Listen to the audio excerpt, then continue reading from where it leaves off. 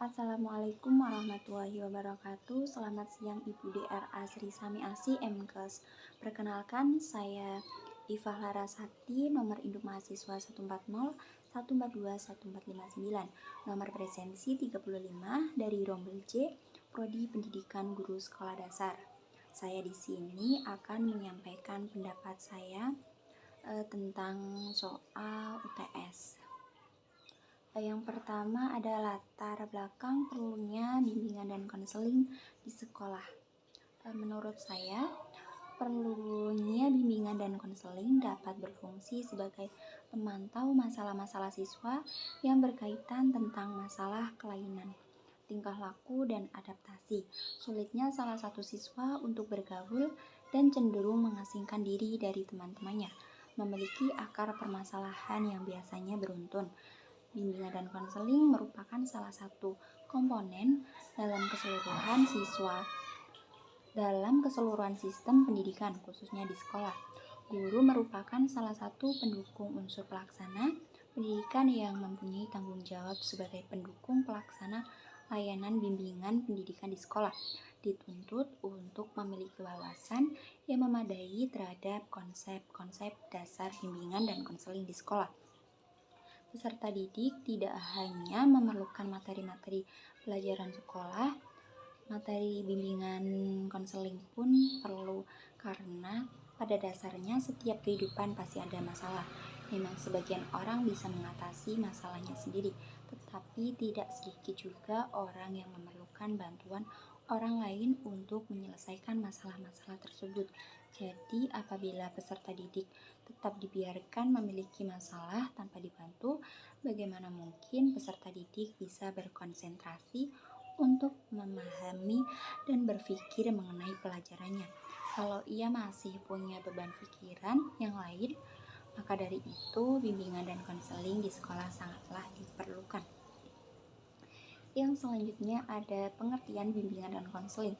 Pengertian bimbingan dan konseling adalah rangkaian semua proses kegiatan yang fokus utamanya adalah memberikan bantuan yang diberikan oleh seorang ahli dalam bidang konseling melalui tatap muka, baik secara individu atau kelompok, dengan memberikan pengetahuan dalam mengatasi suatu permasalahan yang tengah dialami oleh konseli secara berkala dan sistematis.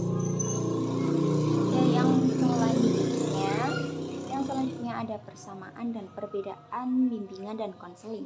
Menurut saya, bimbingan dan konseling sama-sama merupakan suatu proses bantuan kepada siswa dalam memecahkan sebuah masalah. Hanya saja bimbingan menitik beratkan kepada masalah yang relatif ringan, sementara konseling menitik beratkan kepada masalah yang relatif berat. Nah, selanjutnya, mengapa guru membimbing? Menurut saya, membimbing atau membimbing siswa dapat menentukan berbagai potensi yang dimilikinya sebagai bekal mereka. Membimbing juga dapat mencapai atau melaksanakan tugas-tugas perkembangan mereka atau peserta didik atau siswa, sehingga dengan ketercapaian tersebut ia dapat tumbuh dan berkembang sebagai manusia yang ideal. Yang selanjutnya ada urgensi BK. Nah, urgensi BK kerap kali kita dengar di dunia pendidikan seperti di SMP atau sederajat dan SMA atau sederajat. Ketika seseorang siswa mendengar kata bimbingan dan konseling, maka hal yang pertama muncul di benak mereka adalah masalah, sanksi, hukuman, dan sebagainya. Dengan kata lain, bimbingan konseling terkesan menakutkan, bahkan sangat dibenci oleh semua peserta didik. Hal itu disebabkan karena peristiwa berupa hukuman yang pernah mereka alami di masa sekolah, atau disebabkan karena ketidaktahuan mereka terhadap fungsi BK yang sebenarnya sehingga mereka mengasumsikan bimbingan konseling dengan suatu hal yang kurang baik seperti tempat hukuman, sanksi, dan yang lain sebagainya. Selanjutnya ada kedudukan BK. Kedudukan ini atau peran BK sangat penting bagi peserta didik. Peran bimbingan konseling itu sangat membantu meningkatkan mutu pendidikan, karena bimbingan dan konseling ini bisa membantu mencari solusi atau masalah yang terjadi di dunia pendidikan. Selanjutnya ada 3 wilayah bidang dalam penyelenggaraan pendidikan formal. Yang kaitannya dengan dalam program pendidikan di jalur formal terdapat 3 komponen kegiatan utama, yaitu yang pertama manajemen dan supervisi, selanjutnya ada pembelajaran bidang studi serta bimbingan dan konseling. Jadi bimbingan konseling termasuk program pendidikan di jalur formal. Yang selanjutnya ada keunikan tugas guru dan konselor. Yang pertama dalam dimensi wilayah gerak, guru dalam wilayah geraknya khusus dalam sistem pendidikan formal. Dalam konselor juga wilayah geraknya khusus sistem pendidikan formal.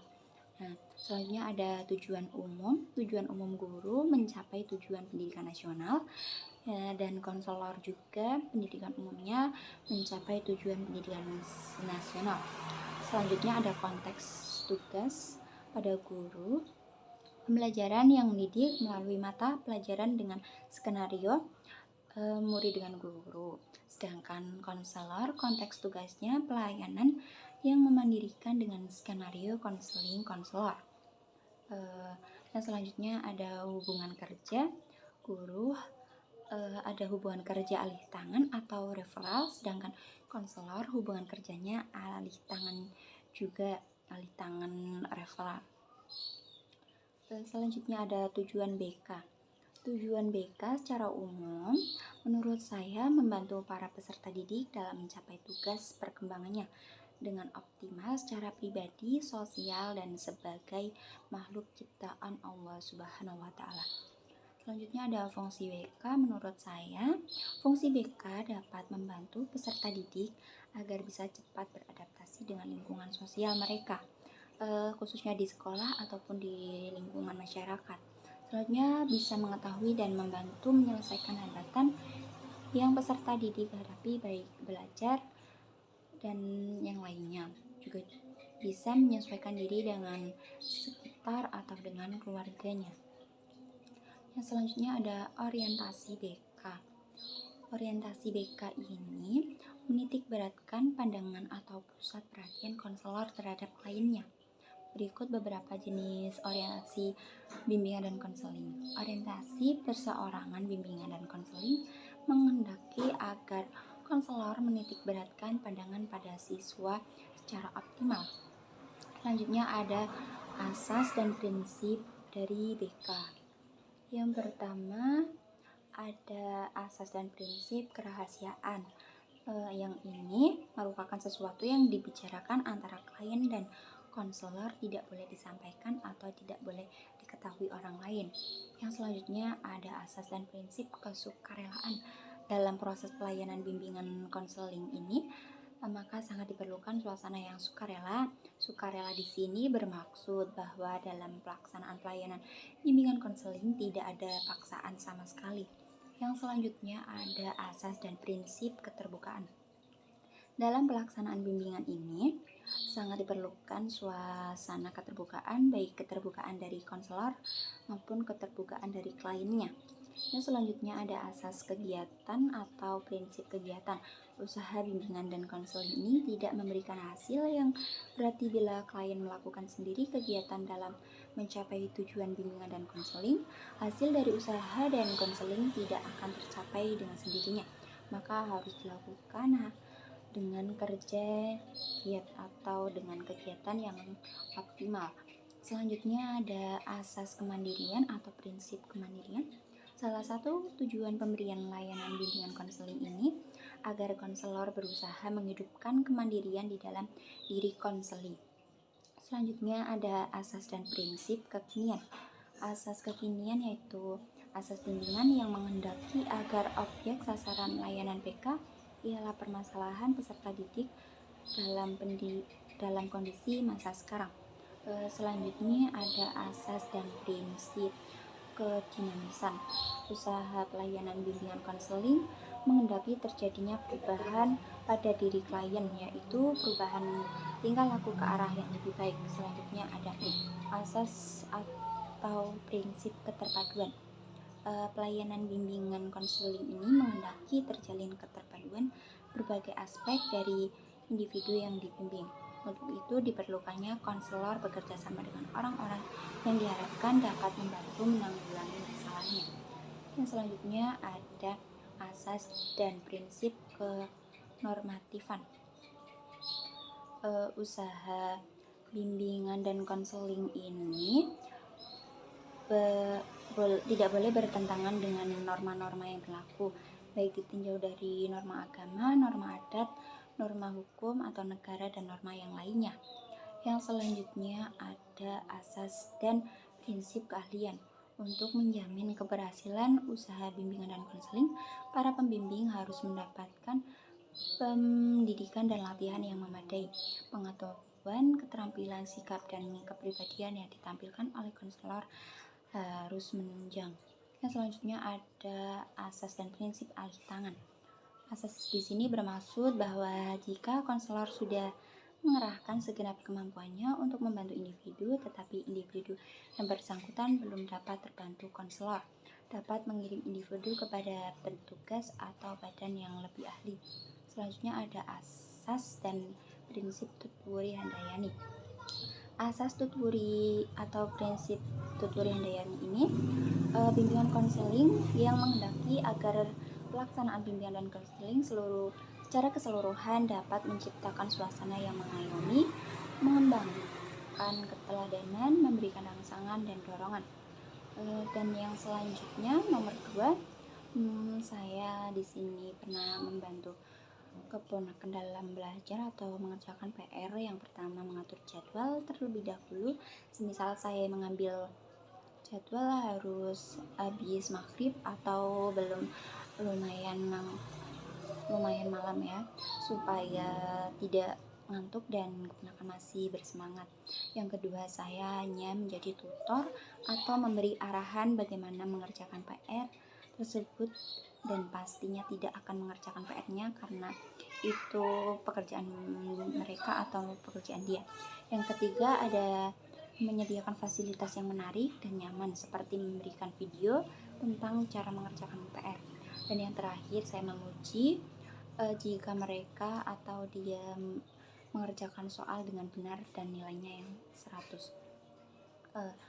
Menurut saya, bantuan yang saya berikan termasuk ke dalam kegiatan membimbing, karena membantu mengerjakan PR atau menjadi tutor termasuk membimbing anak supaya perkembangan kognitif mereka meningkat. Yang selanjutnya nomor 3, menurut saya bimbingan dan konseling memang suatu hal yang sangat penting dalam memberikan pelayanan pendidikan pada peserta didik, khususnya dalam sekolah dasar maupun sekolah menengah, karena membantu peserta didik baik secara individu maupun kelompok mengenai permasalahan yang dihadapi agar terbentuk peserta didik yang mandiri dan bisa berkembang ke arah yang lebih baik. Demikian dari pendapat dari saya. Kekurangannya saya mohon maaf. Terima kasih atas perhatian dari Ibu Sri Sami Asih. Terima kasih. Wassalamualaikum warahmatullahi wabarakatuh.